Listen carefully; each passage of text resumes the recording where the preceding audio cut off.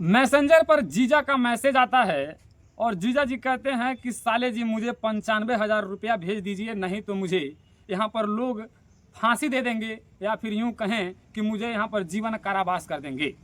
अब यह खबर सुनेंगे तो शायद आप दंग रह जाएंगे। और यह खबर अगर हम आपसे बता दें तो आज 2 दिन पहले का ताज़ा मामला, और यह मामला अपने कुशीनगर का ही है। जी हाँ, आप सही सुन रहे हैं। कुशीनगर में सरपतही ग्राम सभा में एक राहुल कुमार गोंड नाम का लड़का होता है, जिस लड़के के मैसेंजर पर उसके जीजा जी सऊदी अरब से मैसेज करते हैं और कहते हैं कि राहुल बाबू, अगर तुम 95,000 रुपया की व्यवस्था करके फ़ौरन हमारे पास भेजो, नहीं तो मैं बहुत बुरी तरीक़ा से फंस जाऊंगा।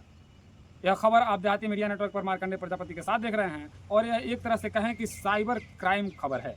बाकी आपसे हम बता रहे हैं कि जब राहुल के पास ये मैसेज आता है और 95,000 रुपये की डिमांड उसके जीजा जी कहते हैं, तो राहुल कुमार गोंड पूरे तरह से घबरा जाते हैं और कहीं ना कहीं वह तुरंत 95,000 के इंतजाम में लग जाते हैं। और राहुल कुमार गोंड को ऐसा लगता है कि शायद हमारे साथ फ्रॉड ना हो जाए, तो वह कहते हैं कि जीजा जी हमें ज़रा आप वीडियो कॉल कीजिए। तो उनके जीजा जी का मैसेज पे फिर मैसेंजर पे मैसेज आता है कि नहीं बाबू, मेरे पास टाइम नहीं है, मैं छुप छुप के किसी तरह तुम्हारे पास मैसेज कर रहा हूं, और अगर तुम मुझे बचाना चाहते हो और अपने दीदी के पति को तुम बचाना चाहते हो तो हमारे पास तुम 95,000 रुपये के जुगाड़ 10 मिनट में करो, नहीं तो मुझे ये लोग उम्र कैद की सज़ा सुना देंगे। बाकी इस बात पर पूरी तरह से राहुल जी घबरा जाते हैं और फ़ौरन उनके पास से 40,000 रुपया होता है, और राहुल कुमार गोंड जो होते हैं उनके अकाउंट नंबर पर वह जो स्कैमर जो उसका जीजा होते हैं वह कहते हैं कि मैं वहाँ के सुरता का या वहाँ के प्रशासन का मैं एक नंबर भेज रहा हूँ और उस नंबर पर तुम 95,000 रुपया डाल दो। फिर राहुल क्या करता है, फटाक से उस नंबर पे उसके अकाउंट में 40,000 रुपया होता है, तुरंत डाल देता है। और जब 40,000 रुपया डाल देता है तो फिर से मैसेज आता है कि बाबू इतना में नहीं होगा, कम से कम 50,000 का और जुगाड़ करो, नहीं तो मैं अब बहुत बुरा तरीके से फंसने वाला हूँ। राहुल फिर से घबरा जाता है, कहता है कि थोड़ा वक्त दीजिए। और राहुल उसके बाद से तुरंत क्या करता है कि अपने दीदी के पास कॉल करता है और कहता है कि दीदी, जीजा जी इस प्रकार फंसे हुए हैं और मैं 40,000 रुपया भेज दिया हूं और 50,000 का जुगाड़ करवा दीजिए जल्दी से, ताकि हमारे जीजा जी यानी आपके पति बच जाएं।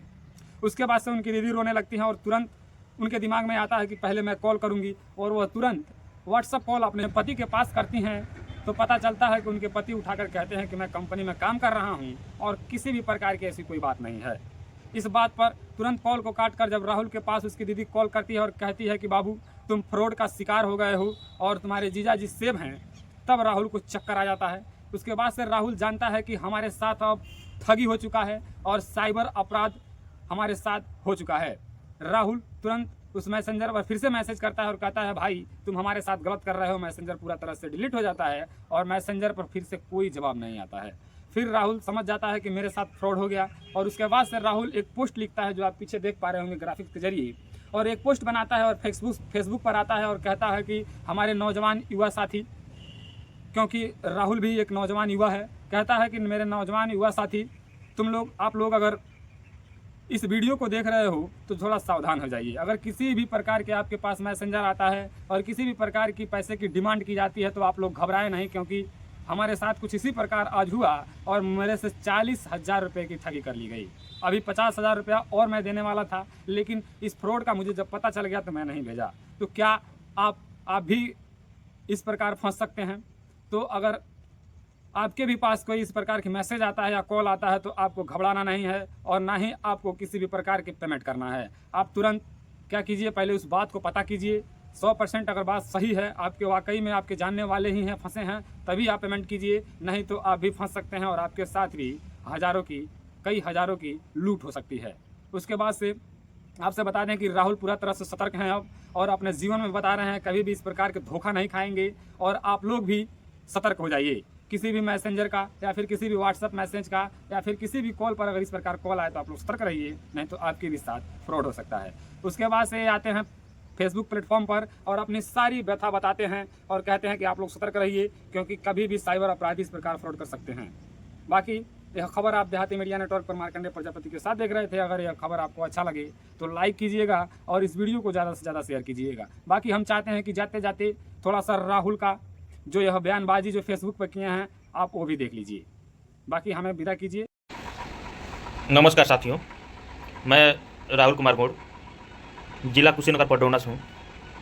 मैं ठगी का शिकार हो गया हूँ। जो मेरे साथ ठगी हुआ 40,000 रुपये का, कैसे ठगी का शिकार हुआ, कैसे मेरे साथ स्कैम हुआ। मैं सोशल मीडिया पे इसीलिए आया कि मेरे जैसे और लोग ठगी का शिकार न हो, ताकि ये मैसेज मैं हर युवा नौजवान साथियों को देना चाहता हूँ कि ताकि ऐसे अगर स्कैम आपके साथ हो रहा है तो आप भी सावधान हो जाएं। जैसा कि मेरे साथ ठगी हो गया 40,000 रुपये का, कैसे हुआ मैं आपको सोशल मीडिया के माध्यम से बताना चाहता हूँ, ताकि आप लोग एक एक चीज़ मैं आपको बताएगा। आप देख सकते हैं मैं अपने फेसबुक पे चलता हूँ, कैसे हुआ कैसे नहीं हुआ। आकर मैं अपना फेसबुक यहाँ खोल ले रहा हूँ। जैसे कि मैं आपको बता सकता हूँ, 2 दिन पहले मेरे पास फ्रेंड रिक्वेस्ट आया, जो कि मेरे जीजा के नाम से आईडी कोई बनाया फेसबुक पे, और वो मेरे को मैसेंजर पे मैसेज किया, वैसे ही नॉर्मली मैसेज किया हाय हेलो का। मैं बोला बोलिए कैसे हुआ, कैसे समाचार हुआ। मैं बोला सब ठीक है, क्या हो रहा है क्या नहीं, ये सब बात हुआ। उसके बाद से वो स्कैमर, मेरे को थोड़ा उसके जो मैसेज डाल रहा था, मैं मैसेज देखकर मेरे को लगा कि कोई है ऐसा कर रहा है कि कुछ भी हो सकता है। तो मैं बोला व्हाट्सअप पे मैसेज कीजिए, जैसा कि आप लोग देख सकते हैं मैं इधर मैसेज डाला। तो वो स्कैमर बोला जिस मेरे पास जो व्हाट्सअप है वो मोबाइल रूम पे है। मैं बोला ठीक है कोई ना, कभी हो सकता है ऐसा किसी के साथ भी। अच्छा मैं 4 दिन में वापस आ रहा हूँ, जो कि वो बाहर रहते हैं। वो स्कैमर बोला कि आपको कुछ गिफ्ट चाहिए वगैरह।